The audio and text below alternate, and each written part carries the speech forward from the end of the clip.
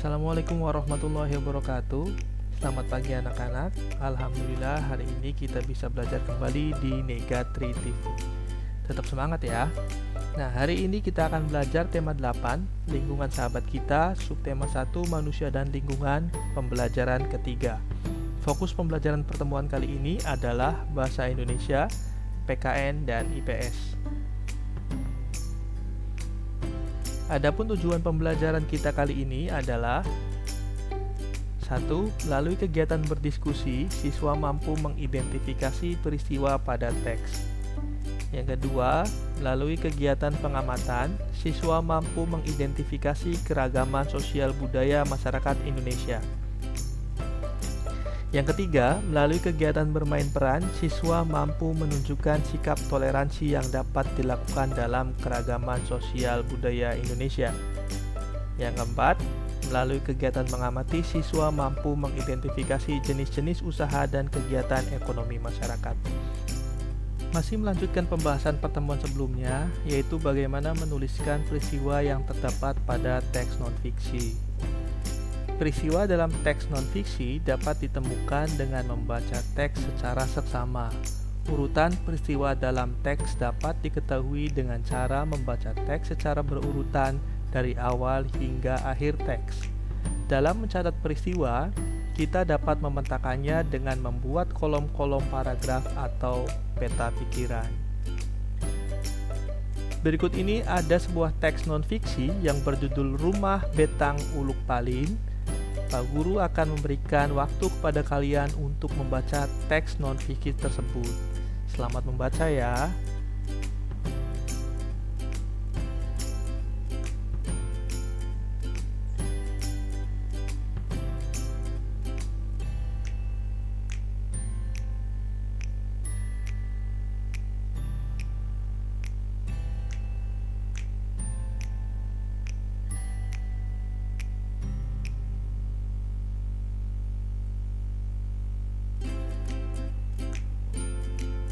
Oke, berikutnya.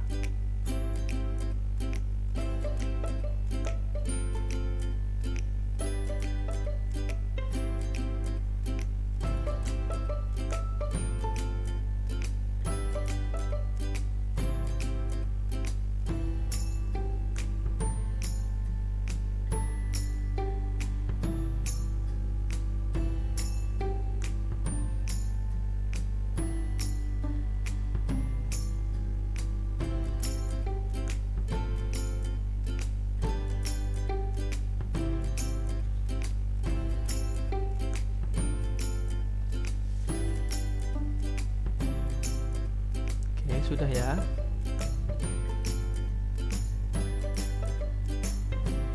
Nah, dari teks non-fiksi yang sudah kalian baca tadi, ada pertanyaan-pertanyaan yang harus kita jawab bersama. Nomor 1, di manakah letak Rumah Betang Uluk Palin? Jawabannya adalah Rumah Betang Uluk Palin terletak di Kapuas Hulu, Kalimantan Barat. Pertanyaan nomor 2, rumah adat suku bangsa manakah itu?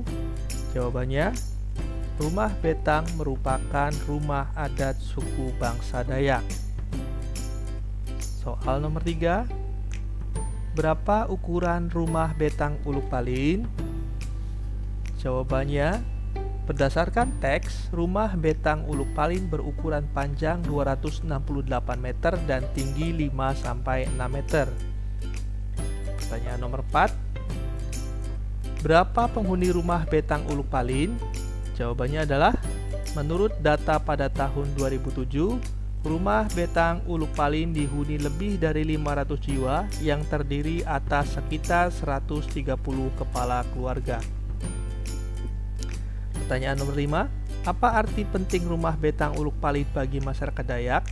Jawabannya, bagi masyarakat Dayak, Rumah Betang Uluk Palin merupakan bagian terpenting dari kehidupan dan tempat mereka pulang.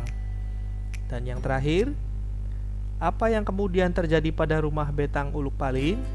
Jawabannya, Rumah Betang Uluk Palin tertimpa musibah kebakaran pada tanggal 13 September 2014 dan tak ada yang tersisa akibat kebakaran tersebut. tugas kalian adalah mendiskusikan dengan teman-temanmu. Nah, berikut adalah hal-hal yang perlu kalian diskusikan. Pertama, peristiwa yang terjadi pada teks rumah Betang Uluk Palin.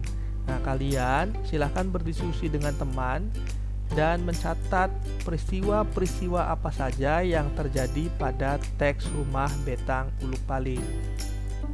Nomor 2, keunikan rumah Betang Uluk Palin. Nah, kalian mencatat juga keunikan-keunikan apa saja yang terdapat pada rumah Betang Uluk Palin. Dan yang ketiga, kalian mencatat keunikan rumah adat yang ada di daerahmu. Dari teks non-fiksi yang sudah kalian baca tadi, teks tersebut menceritakan bahwa negara kita memiliki kekayaan kebudayaan.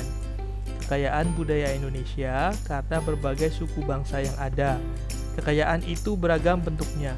Beberapa di antaranya berbentuk bahasa daerah, rumah tradisional, pakaian adat, dan kesenian daerah berupa tari-tarian, alat musik, lagu-lagu, dan upacara adat. Semua budaya tersebut menjadi ciri khas tiap-tiap daerah. Berikut contoh budaya daerah di Indonesia. Bapak sudah buatkan tabel tentang keberagaman yang ada di Indonesia. Kita berikan contoh pada Pulau Sumatera misalkan. Suku yang ada di Pulau Sumatera ada Aceh, Batak, Toba, Nias, dan Karo. Rumah adatnya, rumah gadang, rumah bolon. Sedangkan kesenian daerahnya ada tari sedati, tari piring, dan tari tortor.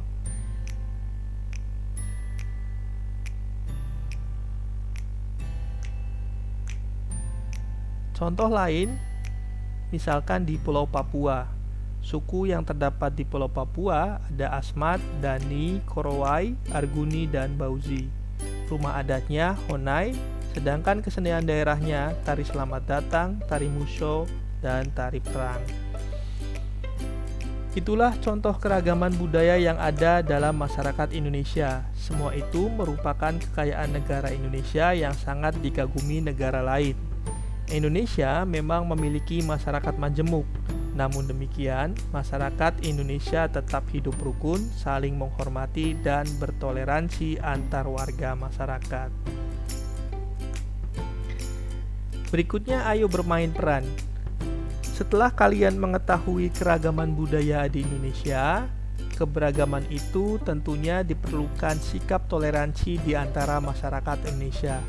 Sikap apa yang dapat kalian terapkan dalam keragaman budaya masyarakat Indonesia? Nah, kalian buatlah naskah drama pendek tentang sikap toleransi, lalu mainkan naskah drama tersebut. Selain memiliki keragaman budaya, masyarakat Indonesia memiliki berbagai jenis usaha.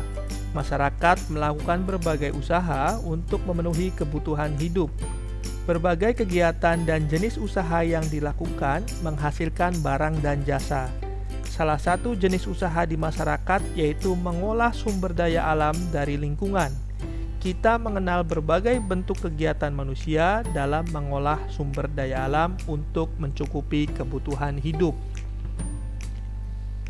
Jenis usaha bidang produksi yang bergerak dalam pengolahan sumber daya alam, hewan dan tumbuhan disebut usaha agraris. Jenis usaha yang termasuk bidang agraris atau pertanian dalam arti luas antara lain persawahan, perkebunan, perhutanan, peternakan, dan perikanan. Mari kita bahas satu persatu. Pertama adalah pertanian atau perkebunan.